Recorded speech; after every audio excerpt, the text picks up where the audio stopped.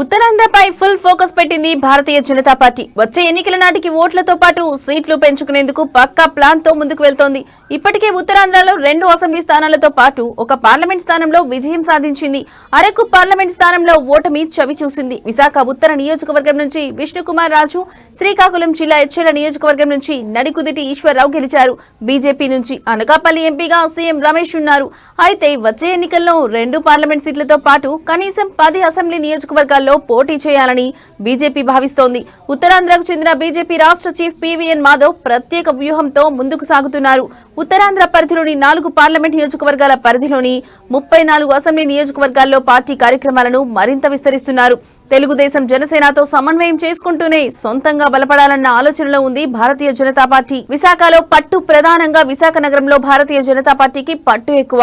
వాస్తవానికి అది ఒక మినీ భారతదేశం. Steel plant, NTPC, BHPV, naval dockyard, port ఇలా చెప్పుకుంటూ పోతే కేంద్ర ప్రభుత్వ రంగ సంస్థలు చాలా ఉన్నాయి. సహజంగా ఉత్తరాది రాష్ట్రాల వారు ఎక్కువగా ఉపాధి ఉద్యోగాల రీత్యా స్థిరపడ్డారు.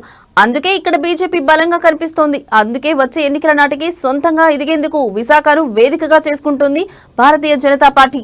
విశాఖ నగర పరిధిలోని అన్ని నియోజకవర్గాలపై ఫుల్ ఫోకస్ పెట్టింది. వచ్చే ఎన్నికల్లో సింహభాగం రాజకీయ ప్రయోజనాలు దక్కించుకోవాలని చూస్తోంది. 80వ దశకంలోనే మేయర్ పదవి వాస్తవానికి భారతీయ జనతా పార్టీ టీడీపీ కంటే ముందే విశాఖలో జెండా పాతింది.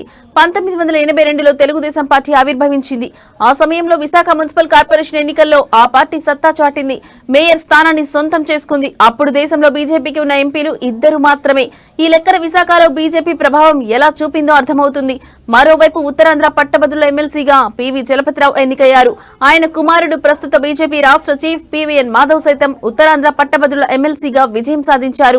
విశాఖ పార్లమెంట్ స్థానం నుంచి బీజేపీ అభ్యర్థిగా ఖమ్మంపాటి హరిబాబు గెలిచారు. ఇంతటి ఘన చరిత్ర ఉన్న బీజేపీ ఉత్తరాంధ్రలో పట్టు కోసం ఆరాటపడుతోంది. మొన్నటి ఎన్నికల్లో శ్రీకాకుళం జిల్లాలో సైతం ఒక స్థానాన్ని బీజేపీ కైవసం చేసుకుంది. అంటే ఏ స్థాయిలో ఆ పార్టీ పట్టు పెంచుతోందో అర్థమవుతుంది. అందుకే ఈసారి విజయనగరం జిల్లాలో సైతం ఖాతా తెరవాలని చూస్తోంది. ఇప్పుడున్న పరిస్థితుల్లో బీజేపీ ఉత్తరాంధ్ర నుంచి 10 అసెంబ్లీ సీట్లతో పాటు 3 పార్లమెంట్ స్థానాలపై దృష్టి పెట్టింది. అక్కడ నాయకత్వాన్ని పటిష్టపరచడంతో పాటు క్యాడర్ను పెంచుకునే పనిలో ఉంది. ముఖ్యంగా బీజేపీ రాష్ట్ర చీఫ్ పీవీఎన్ మాధవ్ కృత నిశ్చయంతో ఉన్నారు. తన సొంత ప్రాంతం ఉత్తరాంధ్రలో సత్తా చాటాలని చూస్తున్నారు.